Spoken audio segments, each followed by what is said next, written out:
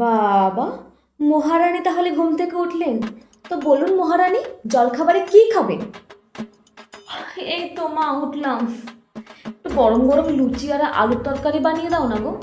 এই না ধর মনা তো জলখাবার। এটা কি? মুড়ি বাতাসা? তো সকাল সকাল জিজ্ঞাসা করার কি দরকার ছিল? কি খাবো?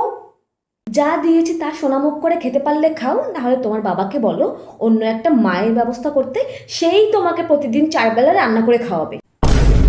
মনা, দুপুরবেলা কি খাবি?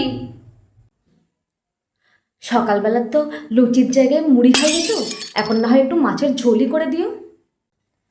ভাত আর উচ্চে সিদ্ধ ডাল সিদ্ধ বসিয়েছি, খেতে পারলে খেয়ে নিবি, না হলে খাওয়ার দরকার নেই। তাহলে জিজ্ঞাসা কেন করলে? তো রাত্রেবেলা কি ফরমাইশ? রাত্রেবেলা কি খাবেন মহারানী? যেটা মন চাই সেটাই বানিয়ে দাও, তাই খেয়ে নেব। এই তো শিখে গেছিস, আমার ইচ্ছা মতো তোদেরকে খেতে হবে। তাই যখন জিজ্ঞাসা করবো যে কি রান্না করব, চুপচাপ বলবি আমার যা ইচ্ছে তাই খাবি। মনে থাকবে?